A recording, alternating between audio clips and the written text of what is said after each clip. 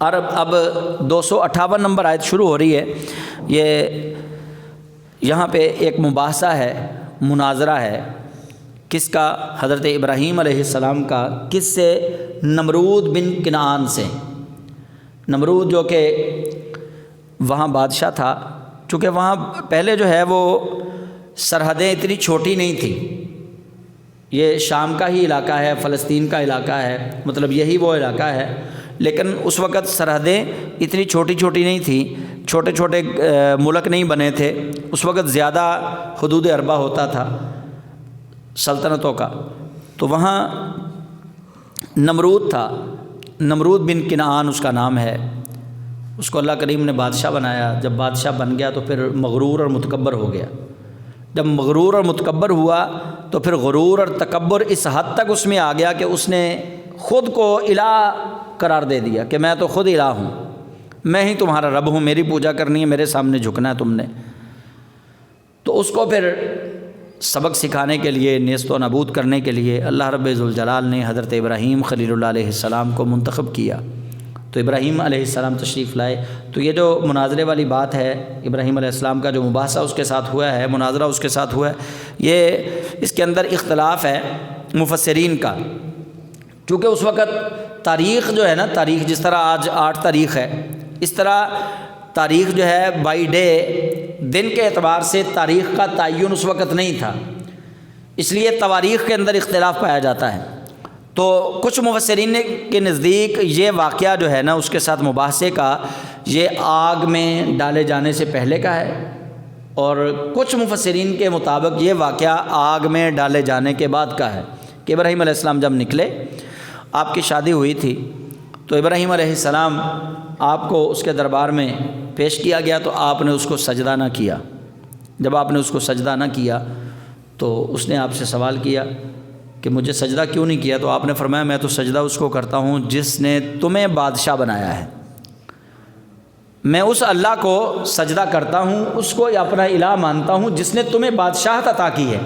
تو قرآن کریم میں اسی ترتیب سے یہ بات شروع کی گئی، الم تارا، اے محبوب صلی اللہ علیہ وسلم کیا آپ نے نہیں دیکھا، الی الذی حاج ابراہیم، اس طرف آپ نے نہیں دیکھا، اس واقعے کو آپ نے نہیں دیکھا کہ جو جھگڑا ہوا ابراہیم کا فی ربہ، اپنے رب کے بارے میں، ان آتاہ اللہ الملک، اس بات پر کہ اللہ نے اسے بادشاہی دی۔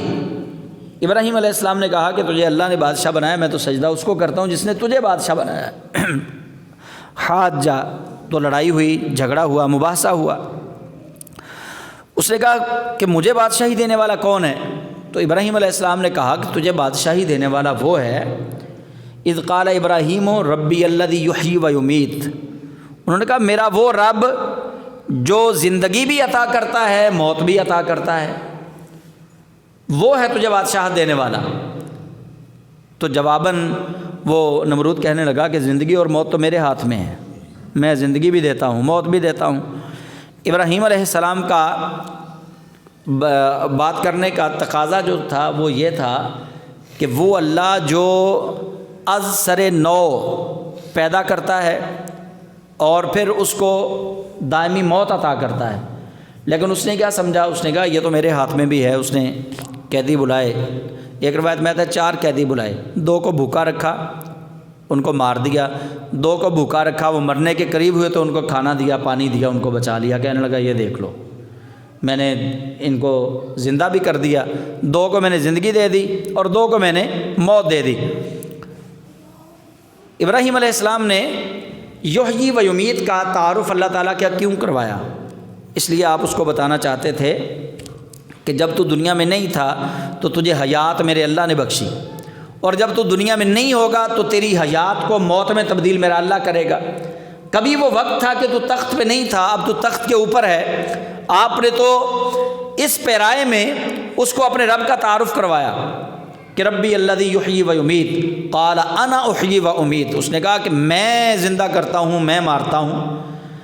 ابراہیم علیہ السلام نے جب اس کی شقاوت قلبی دیکھی نا، اور اس کے دماغ کا فطور دیکھا کہ یہ تو دنیاوی مثالیں لے کر آ رہا ہے، یہ تو دنیاوی اسباب کو ختم کر کے زندگی اور موت کے فیصلے کر رہا ہے۔ تو آپ نے فرمایا اچھا پھر اب اس کا دنیاوی اسباب سے قطع تعلق کر کے اس کو میں اس پر سوال کرتا ہوں۔ آپ نے دوسرا ایسا سوال کیا کہ نمرود لاجواب ہوا۔ قرآن پاک نے اس کو فبہت الذی کفر کہا کہ وہ مبہوت ہو گیا۔ ابراہیم علیہ السلام نے دوسری بات اس کو کیا کہی؟ آپ نے فرمایا اچھا تو زندگی دیتا ہے اور مارتا ہے۔ قال ابراہیم فإن اللہ یأتی بالشمس من المشرق، پس بے شک میرا اللہ وہ ہے جو سورج کو مشرق سے لے کے آتا ہے۔ فأتی بہا من المغرب، پس تو اس کو مغرب کی طرف سے لے کے آ، میں تجھے مان جاؤں گا کہ تو سچا خدا ہے۔ اب جب نمرود نے دنیاوی اسباب سے ہٹ کے، انسان کا زندہ رہنا دنیاوی اسباب کے تابع اللہ تعالیٰ نے کیا ہے، پانی، کھانا، سانس، یہ ساری چیزیں دنیاوی اسباب ہیں، اور انسان کی موت بھی دنیاوی اسباب کے تابع ہے کہ ان چیزوں سے منقطع کر دو تو اس کو موت آ جائے گی۔ لیکن سورج جو ہے وہ تو دنیاوی اسباب سے اللہ تعالیٰ نے پاک اس کو بنایا ہے، دنیا کا کوئی سبب نہیں ہے۔ سورج کو دنیا کی کوئی ایسی طاقت نہیں جو سورج کو طلوع کرتی ہو اور سورج کو غروب کرتی ہو، دنیا کے اندر کوئی ایسی چیز نہیں ہے۔ اللہ کریم جل جلالہ اس کو طلوع کرتا ہے، اللہ ہی غروب کرتا ہے۔ تو ابراہیم علیہ السلام نے کہا کہ میرا اللہ جو ہے نا وہ سورج کو مشرق سے ابھارتا ہے۔ فاتی بہا من المغرب، اگر تو خدا ہے، خدائی کا دعویٰ تیرا سچا ہے تو پھر تو سورج کو مغرب کی طرف سے ابھار کے دکھا، مغرب کی طرف سے طلوع کر۔ فبہت الذی کفر، اب وہ مبہوت ہو گیا، اب وہ لاجواب ہو گیا۔ اور پھر جب بندے کے پاس جواب نہیں ہوتا تو پھر کیا کرتا ہے؟ وہ لڑتا ہے، پھر سوائے لڑائی کے اس کے پاس کچھ نہیں ہوتا کیونکہ وہ لاجواب ہے۔ فبہت الذی کفر، قرآن کہتا ہے تو ہوش اڑ گئے اس کافر کے، وہ مبہوت ہو گیا۔ اب جب وہ مبہوت ہوا تو اللہ کریم فرماتا ہے واللہ لا یہدی القوم الظالمین، اور اللہ سیدھا راستہ ظالموں کی قوم کو کبھی نہیں دکھاتا۔ اب یہاں دیکھیے واللہ لا یہدی القوم الظالمین، اللہ ظالموں کی قوم کو کبھی ہدایت والا راستہ نہیں دکھاتا۔ کیا وہاں پہ قوم تھی یا صرف نمرود تھا جس سے بات ہو رہی تھی؟ وہاں صرف نمرود تھا، لیکن اللہ رب ذوالجلال نے قوم الظالمین کا ذکر کیا کہ ظالموں کی قوم کو اللہ کبھی ہدایت نہیں دے گا۔ اللہ کریم نے وہاں قوم کا ذکر اس لیے کیا، ان لوگوں کو بھی رب ذوالجلال نے وہاں مخاطب فرما دیا کہ جو لوگ نمرود کے پیروکار تھے، جو نمرود کی اتباع کرنے والے تھے، ابراہیم علیہ السلام کے مخالف کھڑے تھے، تو گویا رب ذوالجلال کے انکار میں ایک شخص دلیل دے رہا تھا، لیکن اللہ رب العزت جل جلالہ نے اس کے متبعین کو بھی اس کے اندر شامل کر کے کہا کہ واللہ لا یہدی القوم الظالمین، اللہ ظالموں کی قوم کو کبھی ہدایت نہیں دیتا۔ اس لیے نبی کریم صلی اللہ علیہ وسلم نے فرمایا کہ جب امام بناؤ تو متقی اور پرہیزگار کو اپنا امام بناؤ، کیونکہ کل بروز قیامت تمہیں امام کی اقتداء میں اٹھایا جائے گا۔ یہ امام تھا ان کا نمرود، تو جو اس کے پیروکار تھے ان کو اللہ کریم جل جلالہ نے واللہ لا یہدی القوم الظالمین کے اندر خطاب فرما دیا، سب کو کہہ دیا کہ یہ سارے ظالموں کی قوم ہیں، تو ان کو اللہ کریم جل جلالہ کبھی ہدایت نصیب نہیں فرمائے گا۔ تو یہاں پہ ایک چیز جو واضح ہو رہی ہے وہ یہ ہے کہ دین کی بات کو سمجھانے کے لیے مباحثہ اور مناظرہ یہ جائز ہے، اور سب سے پہلا مباحثہ، سب سے پہلا مناظرہ جو ہے وہ حضرت ابراہیم خلیل اللہ علیہ السلام نے نمرود بن کنعان سے کیا تھا اللہ تعالیٰ کی توحید پر۔ اور پھر رب ذوالجلال نے یہ اوپر جو کہا نا اذ قال ابراہیم ربی الذی یحیی و یمیت، کہ میرا اللہ وہ ہے جو زندگی دیتا ہے اور موت دیتا ہے، اسی کے ضمن میں اللہ تعالیٰ نے پھر ایک بات سمجھائی۔ عزیر علیہ السلام کا واقعہ، اس کو زیادہ مفسرین نے کہا کہ یہ عزیر علیہ السلام کا واقعہ ہے، وہ ایک بستی کے پاس سے گزرے، دیکھا کہ بستی کے مکان جو ہیں منہدم ہو چکے تھے اور لوگ جو ہیں وہ سارے وہاں کے ختم ہو چکے تھے۔ تو حضرت عزیر علیہ السلام کے منہ سے اچانک یہ جملے نکلے کہ اب کون ہے جو اس بستی کو دوبارہ زندہ کرے گا؟ اللہ تعالیٰ سے اب وہ بات کر رہے تھے، تو اللہ کریم جل جلالہ نے انہیں نیند عطا کر دی، موت ان پہ مسلط کر دی۔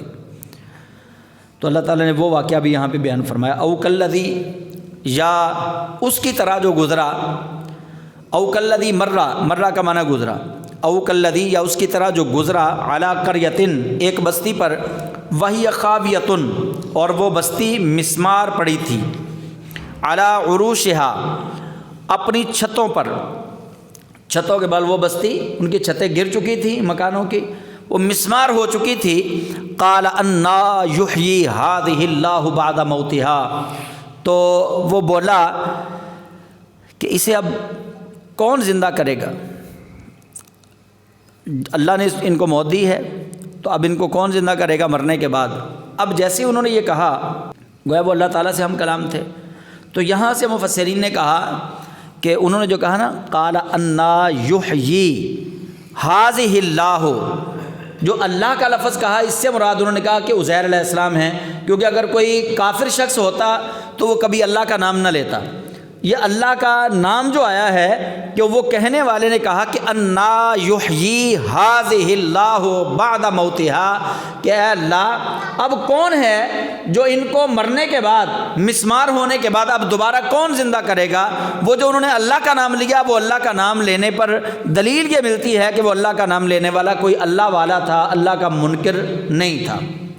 تو پھر یہاں سے دلیل مفسرین نے یہ پکڑی کہ وہ حضرت عزیر علیہ السلام ہی تھے۔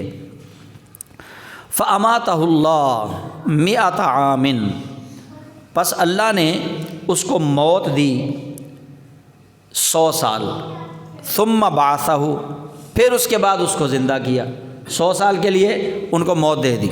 یہ قرآن کے الفاظ ہیں، فَأَمَاتَ، پس موت دی ہو اس کو اللہ نے 100 عامٍ 100 سال، ثم بعثہ، پھر اس کو زندہ کیا، اور زندہ کرنے کے بعد اللہ نے پوچھا قال کم لبثت، کتنے سال یہاں ٹھہرا،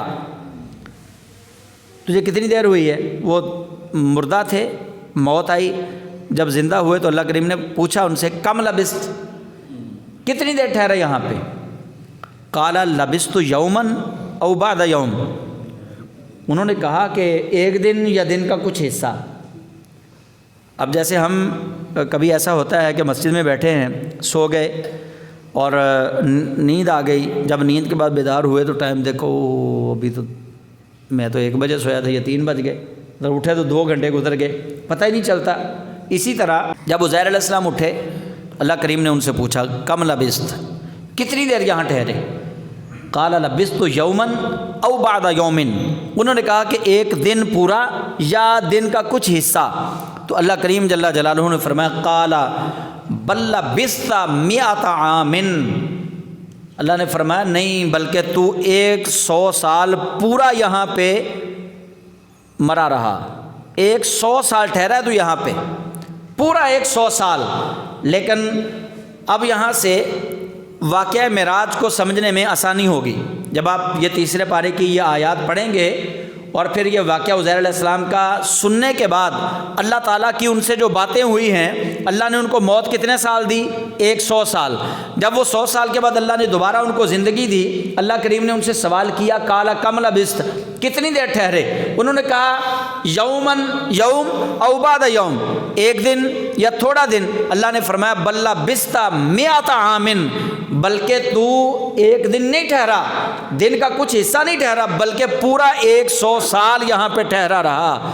پتہ چلا کہ رب ذوالجلال چاہے تو 100 سال کا عرصہ اپنے بندے کو ایک دن یا دن کے کچھ حصے کے برابر کر کے دکھا دے۔ سمجھ آگئی بات کی؟ وہ ٹھہرے تھے 100 سال، سوئے رہے 100 سال، لیکن ان کو لگا کتنا؟ ایک دن یا دن کا کچھ حصہ، یومن او بعد یوم، دن یا دن کا کچھ حصہ انہیں محسوس ہوا۔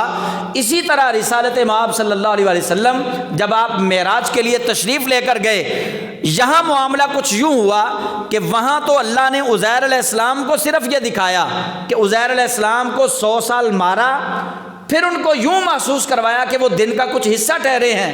اور نبی پاک کو جب معجزہ معراج کے لیے بلایا، اللہ نے پوری کائنات کو سلا دیا، اپنے محبوب کو بلا لیا، اور پوری کائنات کو یوں محسوس ہوا کہ رات کے تھوڑے سے حصے میں یہ معراج والا واقعہ رونما ہوا ہے، لیکن کوئی وہ رات کا تھوڑا سا حصہ نہیں تھا، وہ ہزاروں برس تھے، لیکن ہزاروں برس اللہ کریم نے پوری کائنات کی جان کو روک کے رکھا۔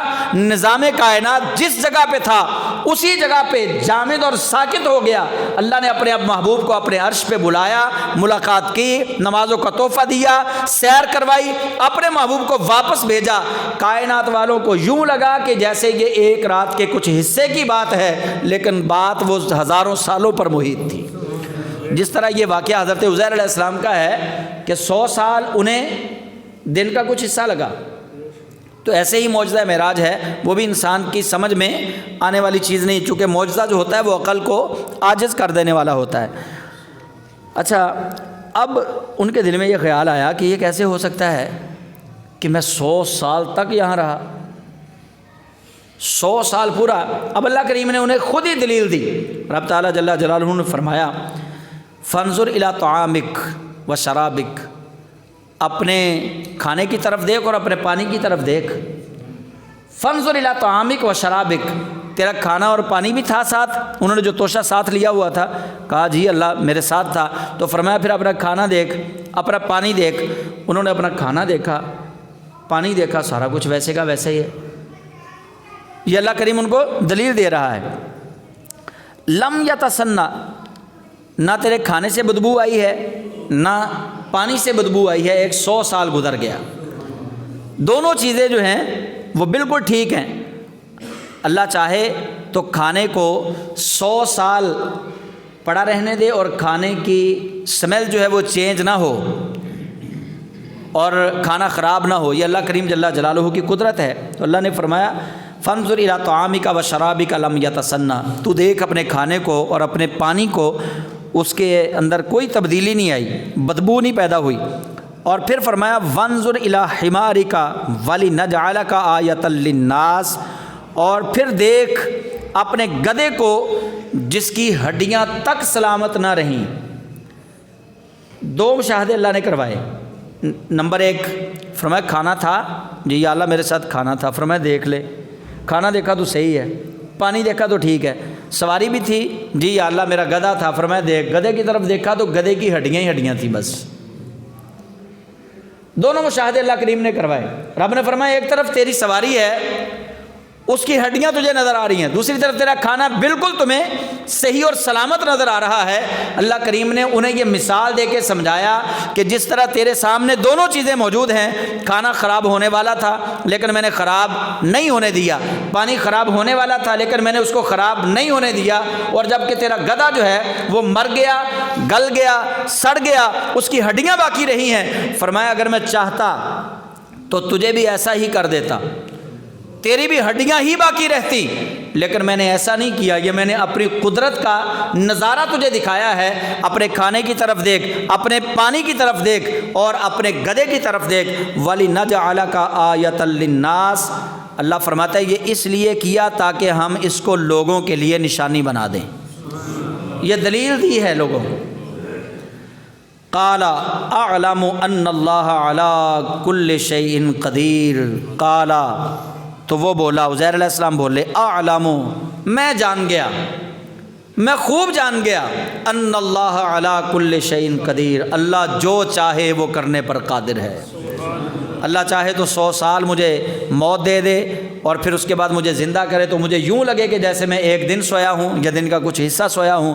اللہ چاہے تو 100 سال کھانا پڑا رہے اور کھانا باسی نہ ہو، اللہ چاہے تو 100 سال پانی پڑا رہے، پانی کے اندر سمیل پیدا نہ ہو، اور اللہ چاہے تو 100 سال میرا گدھا جو ہے وہ مردہ رہے، اس کی ہڈیاں نظر آئیں، لیکن اس کے بعد اللہ کریم جل جلالہ اس کی ہڈیوں کے اوپر گوشت پوست سارا جو ہے وہ چڑھا کے اللہ اس کو پھر دوبارہ گدھا بنا دے۔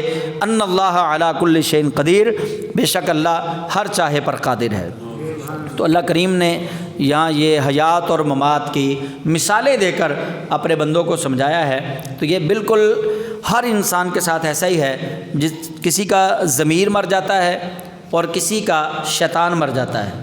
جس کا ضمیر مر جائے بس وہ سمجھ لے کہ اس کو اللہ کریم نے دونوں جہانوں میں مار دیا ہے، اور جس کا نفس مر جائے وہ سمجھ لے کہ اللہ کریم نے اس کو دونوں جہانوں میں حیات ابدی عطا فرما دی ہے۔ نفس مر جائے تو یہ اچھا ہے، لیکن ضمیر مر جائے تو یہ اچھا نہیں ہے۔ ضمیر کا مردہ ہونا انسان کے اپنے مردہ ہونے سے بھی بدترین موت ہے۔ اللہ تعالی ہم سب کو اپنے پیارے حبیب علیہ السلام کے وسیلہ جلیلہ سے نفس امارہ پہ قابو پانے کی توفیق عطا فرمائے۔ اللہ تعالی ہم سب کو نیک اور صالح مسلمان بنائے۔ آمین۔ وآخر دعوانا ان الحمد للہ رب العالمین۔